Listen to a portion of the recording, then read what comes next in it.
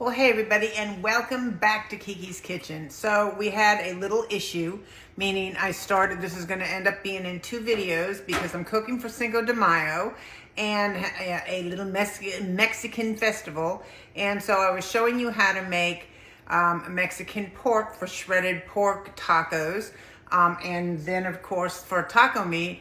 And for some reason my camera just stopped. So my pork is still in the oven. And for all of those who say, oh, she doesn't show a finished product, I can't help it. My phone just quit. I don't know. I have no idea why. Or the camera just quit. So I'm doing this in 2. So the other one started my taco meat. But if you didn't see the first one, then you're not going to know what the second one is. So bear with me. I'm going to give you a quick update as to where we are with this taco meat. What I have here is ground beef and Italian sausage. I have removed the sausage from the casing because I don't like that tough casing. And I have taken my meat masher, mashed it all up, and so it's got a nice crumble on it because, you know, you're making tacos for this or burritos or whatever you're going to do with your taco meat. You want it nice and crumbled. So it's browned now. So, and that's all it, and the other thing is I usually use about 80-20 meat. And so if you get too much grease, make sure you drain that grease. So I cook it until it's just pink, or the pink is just gone, and it's just a light brown, so to speak. And then I drain out all my grease. I don't season it until after I do that, so that I don't, get rid of all my seasonings in my grease. So this is where we are. So I am going to season this. And what I always say to you is don't buy that taco in a package stuff because it's just not great. There's a lot of salt in it, a lot of sodium in it. And you've got this stuff in your pantry. You really do. I know you do. So, and if you don't, you can go and for $1, you can get ground cumin for this thing. And this will serve you many servings of taco meat. So all you need is what I say, the 3 C's. You need cumin, coriander, and chili powder. Those are the 3 C's of, and then of course salt, pepper, and I like garlic in mine. And I don't have coriander today. Just don't have it. I'm out of it. So I'll use twice the amount of cumin. Cumin and coriander have very similar flavors. So I'm going to turn my meat back on and get my seasonings going. So, and I pay no attention to the amounts because I will give you a reasonable amount. I'm making this for a large group. So, I've got a lot of meat in here. I think I've probably got 6 pounds of meat in here. So, so I'm using a good bit of cumin, but like I said, don't be afraid of it because there's nothing worse. And you need to taste it when you've got it seasoned up and the meat is all nice and browned, of course, then taste it. So I've got cumin and chili, and because I don't have coriander, I'm going to put a little bit more cumin in there. And then I'm going to stir it all around. And I'm going to continue to top, so if I've got any see, this is a piece of Italian sausage, which is why I take it out of the casing. I don't like anything to stay big. I like when you're loading up a taco, you can't have a big old chunk of meat. You need to have it all small. All small. Okay, so that seasoning's going. The other thing I'm going to do is I'm going to add my vegetables at this point. And I've got onion, I've got sweet peppers, those are all sweet peppers, the mini sweets, and this is garlic. So I'm going to get those in there going. Normally I tell you to hold off on the garlic until you're about ready to add some liquid to it, but because there's so much meat in here, it's creating enough steam that it's not going to burn. So let's get this in here and incorporate it. Now, if there's something I'm putting in here that you don't like, if you don't like peppers, don't use peppers. I would normally use jalapenos. And I would normally use, I would make this normally a lot spicier if I was just making this for home, but I'm making this for a large group. And in a large group, I will put hot sauce on the table and they can make it as hot as they want. That's how I kind of solve that problem, because a lot of people like it spicy, but a lot of people don't. So when you're cooking for a crowd, kind of go tame, just like with salt or anything over spicy. Keep it on the mild side and then add it table side. That's my theory on that. So now I've got my vegetables in here. I'm going to put a little bit. Now also remember, you're not making chili or soup, so you don't want this to be soupy, but yet you got to have some liquid in it to let it steam and cook and get all those good flavors together.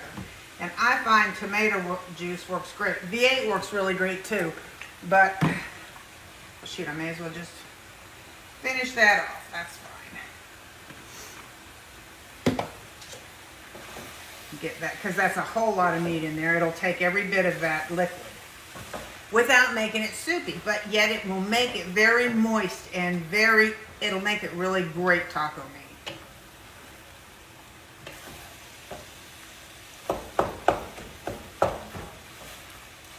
You know, every time I use these, this one I have these say Kiki's Kitchen on it. Oh, no, this one doesn't. But I like the big handle that it lets me wrap my hand around it much better, easier on my fingers. And last but not least, I'm going to put in my Lozano. I love this stuff. This to me is the authentic taste of Mexico, although it's Costa Rican, to tell you the truth. And I buy it on, actually, I was buying it online, but now I found it.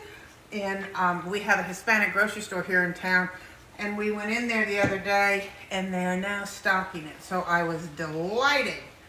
I don't have to order it anymore. I can just go get it whenever I need it. Versus having to plan ahead and say, oh my gosh, I got to order that stuff. And that is all there is to taco meat. So I am going to put a lid on this because, you know, my vegetables only went in just a few short minutes ago. So I'm going to put a lid on this somewhere. I'm going to turn it down and I'm going to let it cook for about 10 minutes just to steam my vegetables. And then I'm going to take it out and I'm going to put it in a foil pan and let it cool. And then I'll divide it up, freeze what I don't need, and keep what I do. So I'm going to let this, hopefully this one will do better. I'm going to hold this open until my, I have 37 minutes until my Mexican pork comes out. So I wanted you to see that too. So cross your fingers, this one holds. See ya. Okay, our pork is out, and doesn't it look fabulous?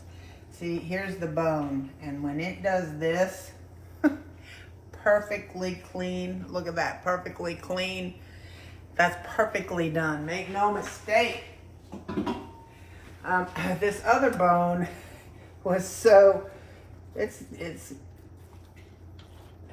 look at that.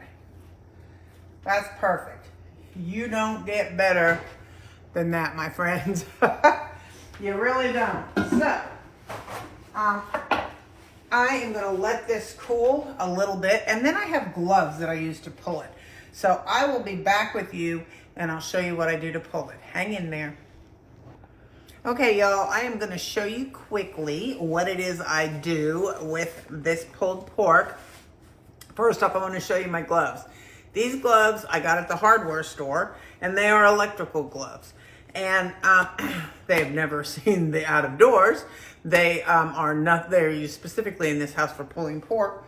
And I know people will say, you know what, you can do it in your, and I've done it in my KitchenAid, but it makes it mush. It doesn't shred it the way I like. I like it to be a true shred. That's just me. So, but what I do is I pick this up, and it is falling apart. Lovely.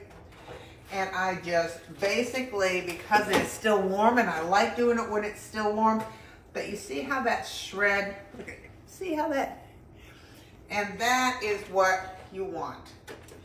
That is the way to shred it, in my personal opinion.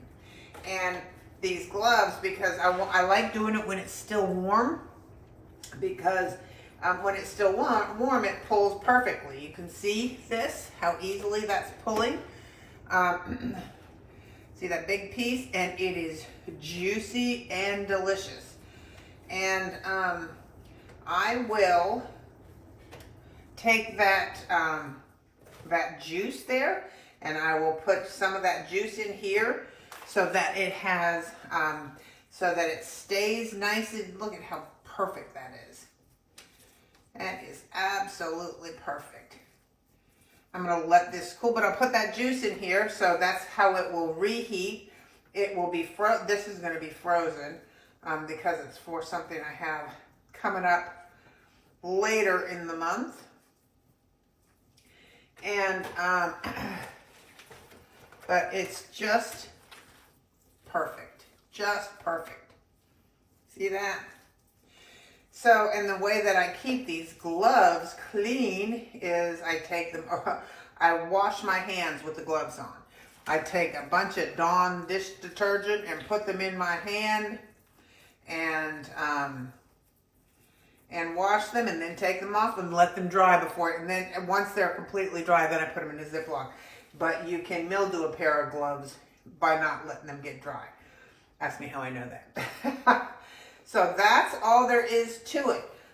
If we make tacos tonight, I may put a still in there with it. I'm sorry that it had to be in 2 videos. Hang on one second. Let me get rid of one of these gloves here. I'm sorry it had to be in 2 videos. But my phone just quit, so who knows? So that's the 2. We got taco meat and we got pulled pork. We're gonna make, you can make enchiladas with it, you can make taco salad, you can make burritos, you can make hard tacos, nachos, build it over chips. There's lots you can do with all this stuff. So put it on your list for Cinco de Mayo. Talk to you soon. Bye.